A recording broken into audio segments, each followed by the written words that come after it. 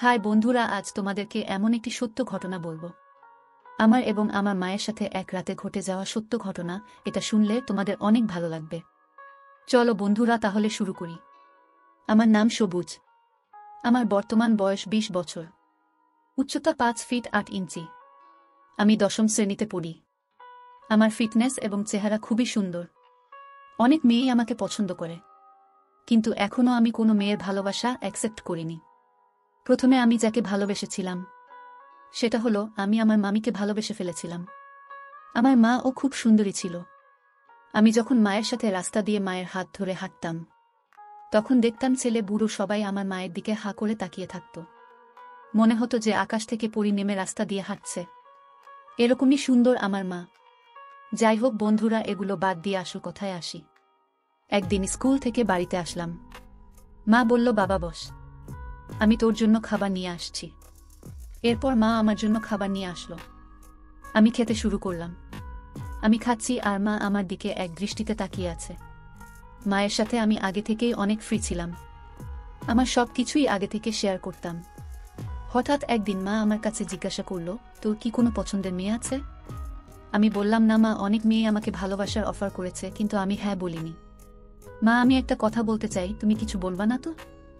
আরে বাবা, আমি তো তোর বন্ধুর মতোই। তুই যে কোনো কিছুই আমাকে শেয়ার করতে পারিস। বল না বাবা, আমি কোনো মাইন্ড করব না। আসলে তোমাকে না আমার অনেক আগে থেকেই পছন্দ হয়।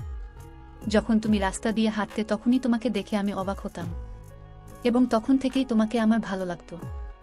রাস্তা দিয়ে হাঁটার সময় যখন সবাই তোমার দিকে ফেল ফেল করে তাকিয়ে থাকতো, তখন থেকেই তোমাকে আমি পছন্দ করতাম। কিন্তু লজ্জায় আমি কখনোই তোমাকে বলতে পারিনি। এখন তুমি আমার কাছে জানতে চাইছো, তাই বললাম। আরে বাবা আমার, এই কথাটা তুই আগে বলবি না? আমি অনেকদিন ধরে বলবো বলবো বলে চেয়ে আছি। আম্মু, আমি তোমাকে অনেক ভালোবাসি। বাবা, মরে যাওয়ার অনেক আগে থেকেই তোমাকে আমি অনেক ভালোবাসি। বাবা, আমিও তোকে অনেক আগে থেকেই পছন্দ করি। বন্ধুরা, আমার মা যেন আকাশ থেকে নেমে আসা একটি পরী। সেরকমই লাগে। তো যাই হোক বন্ধুরা, মা হঠাৎ একদিন বলল, চলো আমরা কোথা থেকে ঘুরে আসি। আমি বললাম, ঠিক আছে মা, তাহলে চলো ঘুরে আসি। মা বলল, দেখ, তোর ছোট বোনের জন্য কিছুই বলতে পারি না, যদি শুনে ফেলে। প্রায় 1 মাস হতে চলল, নীরা ঠিক মতো কথা বলে না। আসলে এত বড় একটা অ্যাক্সিডেন্ট ও মেনে নিতে পারেনি। এটা বলেই সায়েম মাথা নিচু করে নেয়। সবাই উৎসুক জনতার মতো সায়েমের দিকে তাকিয়ে আছে। এদিকে নীরার মা নীরাকে ধরে কেঁদেই চলেছে। নীরার কোনো সায় শব্দ নেই।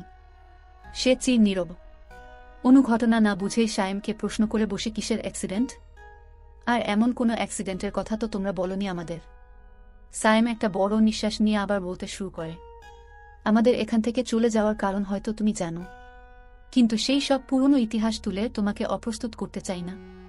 কিছুক্ষণ চুপ থেকে ওইখানে গিয়ে প্রস্তুত হচ্ছিলাম নীরার জন্য। সবকিছু তো ঠিকঠাকই ছিল, বেশ চলছিল আমাদের টুনাটুনির সংসার।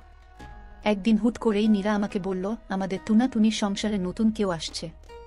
আমি বাবা হব, বেশ ভালো থাকার জন্য আর কি চাই। কিন্তু এটুকু বলেই সায়েম থেমে গেল। গাল বেয়ে 2 ফোঁটা চোখের পানি মাটিতে পড়ল। দেখে তো মনে হচ্ছে না ও প্রেগন্যান্ট। না মানে, তুমি বললে যে নীরা নাকি প্রেগন্যান্ট? নীরার তখন 4 মাস, সব ভালোই চলছিল। আমরা একবারে ফিরে এসে তোমাদেরকে সারপ্রাইজ দিব বলে কিছুই জানাইনি। কিন্তু সেদিন আমি ছোট্ট একটি কার অ্যাক্সিডেন্ট করি। নীরা সেই খবর পেয়ে ছুটতে গিয়ে সিঁড়ি থেকে পড়ে যায়, এবং তখনই দুর্ঘটনা ঘটে যায়। পরবর্তী পর্ব দেখতে এবং এরকম আরও মজার মজার গল্প পেতে আমাদের চ্যানেলটি সাবস্ক্রাইব করে আমাদের সঙ্গেই থাকুন। ধন্যবাদ।